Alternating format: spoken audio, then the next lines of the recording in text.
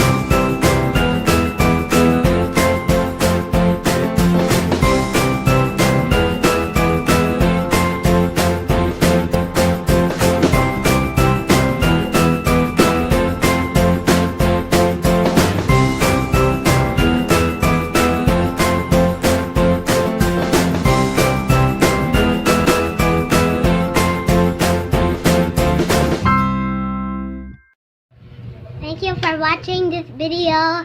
Please subscribe and press the bell button for more updates. Bye!